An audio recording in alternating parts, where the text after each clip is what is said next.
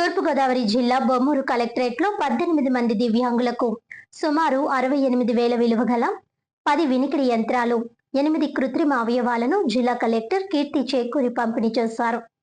Uma educational and technical society ఆధ్వర్యంలో నిర్వహిస్తున్న జిల్లా దివ్యాంగుల పునరావాస కేంద్రం ద్వారా ఈ కార్యక్రమం నిర్వహించబడినట్లు జిల్లా కలెక్టర్ కీర్తి చేకూరి తెలిపారు.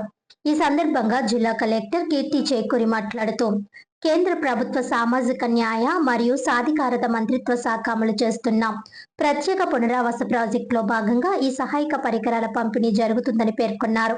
కృత్రిమ కాళ్ళు, కాలిపర్లు, వినికిడి యంత్రాలు, చంకకర్రలు తదితర సహాయక పరికరాలను సదరం ధ్రువపత్రం కలిగిన దివ్యాంగులకు ఉచితంగా అందజేస్తున్నట్లు పేర్కొన్నారు. దివ్యాంగుల జీవన ప్రమాణాలను మెరుగుపరచడం, వారిని స్వావలంబులుగా తీర్చిదిద్దడం ప్రభుత్వ ముఖ్య లక్ష్యమని జిల్లా కలెక్టర్ కీర్తి చేకూరి పేర్కొన్నారు.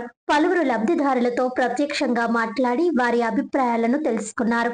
చదువుకున్న దివ్యాంగులకు నైపుణ్యాభివృద్ధి శిక్షణ తరగతులు నిర్వహించి వికాస పథకం ద్వారా ఉపాధి అవకాశాలు కల్పించేందుకు చర్యలు తీసుకోవాలని సంబంధిత అధికారులను జిల్లా కలెక్టర్ కీర్తి చేకూరి ఆదేశించారు.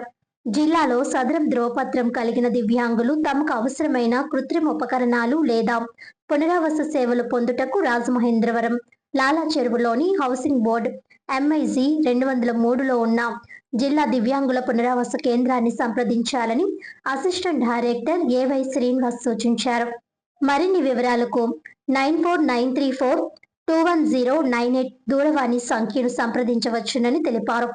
ఈ కేంద్రంలో దివ్యాంగులకు వినికిడి యంత్రాలు, కృత్రిమ అవయవాలు, వీల్ చైర్లు, త్రిచక్ర వాహనాలు పంపిణీ చేయడంతో పాటు భౌతిక చికిత్స, ఫిజియోథెరపీ, మార్గదర్శక సలహాలు, కౌన్సిలింగ్, ప్రత్యేక విద్యా కార్యక్రమాలు నిరంతరం నిర్వహిస్తున్నట్లు వివరించారు.